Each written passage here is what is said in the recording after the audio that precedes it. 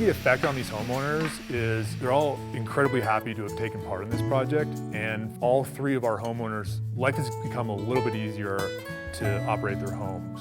I think they've all gained a lot through this, and they have homes that are safer, healthier, more comfortable, and are lower cost to operate. 2023, La Plata Electric Association worked with 3 homeowners in Pagosa Springs, Colorado to electrify their homes. These homes had existing gas and propane equipment, which was replaced with heat pump water heaters, induction cooktops, smart thermostats, battery storage, as well as some air quality and energy monitoring.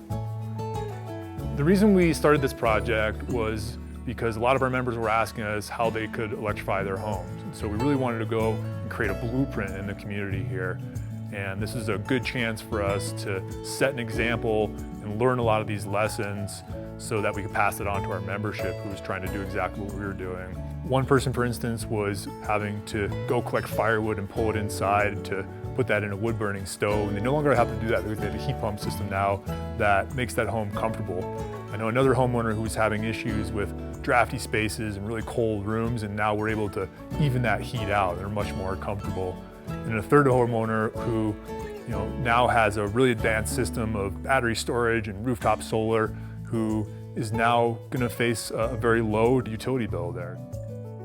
The fact that now I can control the heat in each room, it's all those little steps that are really going to help make a difference. We included weatherization on this project because we've been trying to advocate for this idea of fixing homes rather than just putting Band-Aids on them. Really what weatherization plus electrification means for us is that we're going in and sealing that home up and properly insulating it. And what that does is it actually lowers the heating and cooling load on that building, and it's going to make it more comfortable, so there's not as many drafts and cold spots and hot spots all over the place. Subsequently, what it does when we go to install a heat pump system is we can potentially downsize that. So not only are we saving in the long run because we've lowered our heating and cooling load, but we can potentially spend less on that heat pump system up front. By improving building efficiency, you're tackling the challenge of heating and cooling from the 2 different directions. It's improve the envelope, and then it's install the right sized appliances, reduce the amount of energy needed, lowering total cost. The benefits that you'll see with an all-electric home is a healthier home right off the bat. So you're removing any combustible gases like propane or natural gas. You're eliminating any chances for carbon monoxide issues, carbon dioxide issues. You're just totally eliminating that from the equation. The challenges that you face when retrofitting homes is honestly the unseen. So you can do as much due diligence on the front end that you want to. Get in the attic, get in the crawl space, but once you actually start poking holes and doing what you need to do, inevitably there's some unseen surprises. So I think the biggest thing is to just kind of stay dynamic, know that something's going to happen, and just be prepared to be flexible and kind of roll with the punches. The type of feedback I get from homeowners after an electrification project is always good.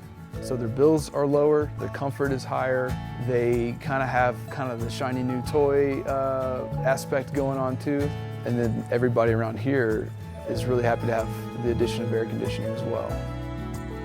Yeah, so I think we achieved a lot on this project, including being able to put something like a municipal heat pump system and a heat pump water heater and induction cooktop into a challenging environment like a mobile home, as well as overcoming some challenges with weatherization and figuring out what's the best way to go about that and where should we spend money effectively to weatherize that home. So insulation and infiltration work that was really cost effective.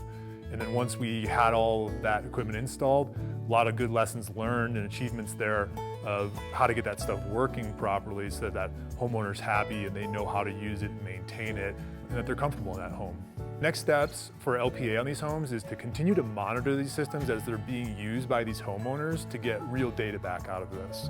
It also allows us to test these as these DER or distributed energy resource assets, so things that interact with our grid that we're able to control a little bit without that homeowner really being affected by it, that can save both the co-op and the homeowner more money. Getting people comfortable with the idea of weatherization plus electrification is really important for a starting foundation, and then getting people comfortable and familiar with technologies that they may not have heard of, like heat pump and heat pump water heaters and induction cooktops.